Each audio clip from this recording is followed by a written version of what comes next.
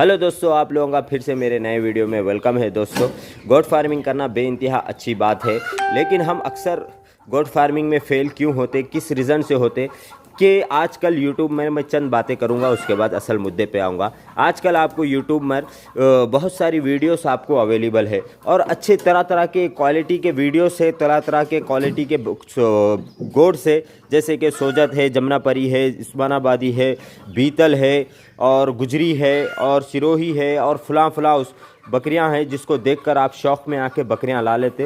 ये बकरियां कोई सस्ती नहीं रहती, बहुत सारी कीमत में मिलती, जिसकी वजह से आप लोग है ना उन बकरियों को उठा के ला लेते।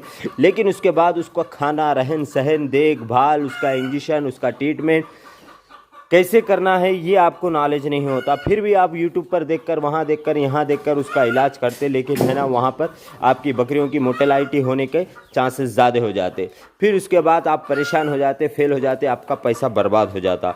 तो इसलिए मैं ये चाहता हूँ कि आप लोग है ना जब कभी भी गोट फार्मिंग का इरादा करें या सोचें तो सबसे पहले है ना आप है ना ट्रेनिंग ले लें। ट्रेनिंग के बगैर आप गोट फार्मिंग नहीं कर सकते। आपको बकरी क्या खाती क्या नहीं खाती, बकरी के सामने कुछ भी डाल दो आप खा लेगी, लेकिन उससे फ़ायदा होगा या नहीं होगा इसके बारे में भी आपको नॉलेज होना बेइंतहा ज़रूरी है।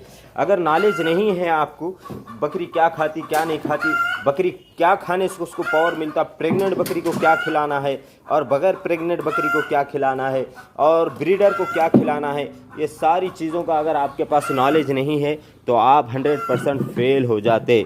अगर आपकी बकरी बीमार हो गई, आप जब नई लेकर आते बकरी तो पहला वो मोशंस करती, मोशंस चालू हो जाते, उसको चारा नहीं होता, यहाँ की आबो हवा नहीं होती, यहाँ का माहौल में उसको ढलने के लिए, सुधरने के लिए 1 महीना टाइम लग जाता, जिसकी वजह से आपको और प्रॉब्लम होते। तो आपको चाहिए कि है ना पहले ट्रेनिंग ले, बकरी क्या खाती, अगर मोशंस हुए तो उसका इलाज कैसा करे, बकरी को बुखार आ गए तो उसका इलाज कैसा करे।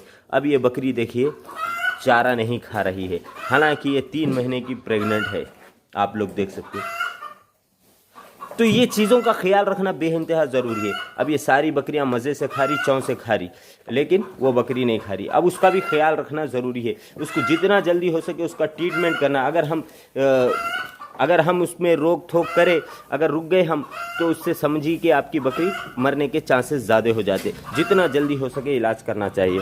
तो दोस्तों, फेलियर होने के रीज़न, आपको चारा भी स्टॉक करना ज़रूरी है। अगर आप चारा स्टॉक नहीं करें, मैं बकरियां ला लिया तो फिर है ना उसके बाद है ना चारा की स्टॉक नहीं करने की वजह से फिर है ना बकरियां भूखी रह जाएगी। फिर है ना उसके बाद आपको चारा, तरह तरह का चारा होना चाहिए, सूखा भूसा और सूखा चारा और हरा चारा, और साफ़ सफाई का ख्याल रखना चाहिए, जिससे आप 100% आप सक्सेस हो सकते फार्म में।